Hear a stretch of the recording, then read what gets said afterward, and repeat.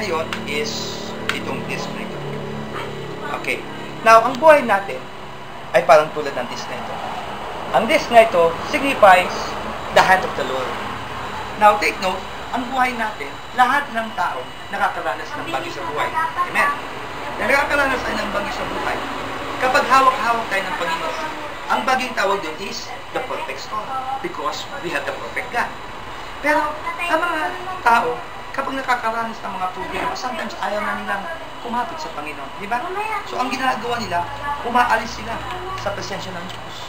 Ngayon, take note, kapag umaalis tayo sa presensya ng Diyos, ang gusto niyang gawin sa atin, blanco, wala. Nothing. Now, anong dapat natin gawin? Do you want to be blessed by the Lord? Gusto mo bang pagpalain ka ng higit pa kaysa sa inasal? Kahit ang kailangan mo gawin, lumapit ka sa Panginoon, bumalik ka sa Kanyang presensya, bumalik ka sa Kanyang kamay. At ang kailangan gawin mo, tanggapin mo si Kristo Jesus bilang iyong Diyos at tagapagligtas.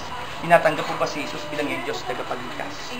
Kung tinatanggap ko siya, sabihin mo, Panginoong Jesus, Panginoong Jesus, tinatanggap kita tinatanggap kita bilang aking Diyos bilang aking Diyos at tagapagligtas. at tagapagligtas. Ngayon, you declare it right now. Isulat mo dito that Jesus loves, then yung pangalan mo.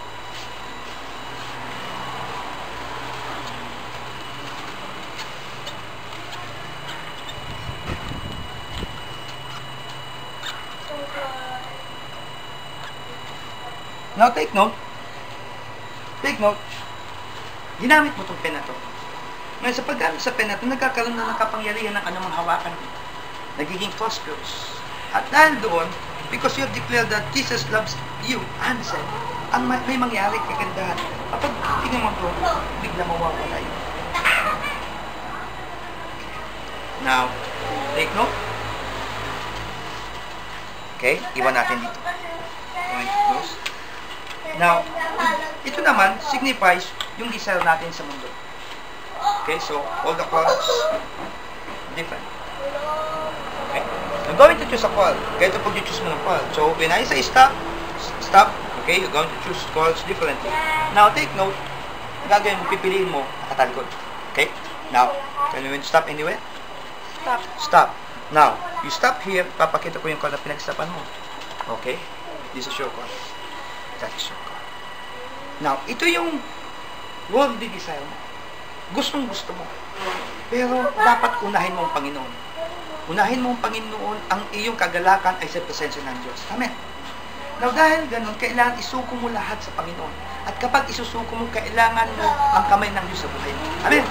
Now, kalibeti ka kanan ka. Pag-i-extend ko yung kanan mo, ipatong mo dyan. Now, sa pagpatong mo, you're admitting and you're confessing that the Lord is going to move in your life.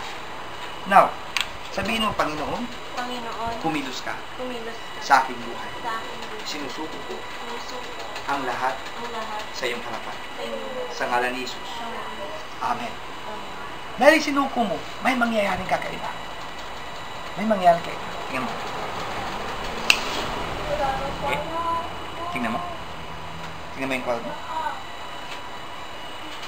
Pakita mo sa nawala sa kumbaga nawala yung kagustuhan mo sa mundo, kundi ang kagustuhan mo ay sa Panginoon. Dahil nangyari yun, sinabi ng Panginoon sa atin, Psalms 37:4, delight thyself also unto the Lord, and He shall give thee the desires of your heart. Yung desire ng puso mo is the, ano yung call na napili mo? Six of diamond. Yun yung desire ng puso mo. Ngayon, nawala dyan. Does it mean na hindi bibigay yan ng Diyos? Take note, kapag unahin mo ang Panginoon, ibibigay niya sa'yo. Siksik, liglig ka itong ako. Amen. Now, iba ba mga talagay mo ito? Now, buksan mo siya.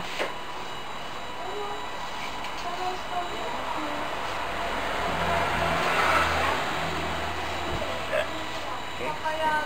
Tapos, ang dalawa.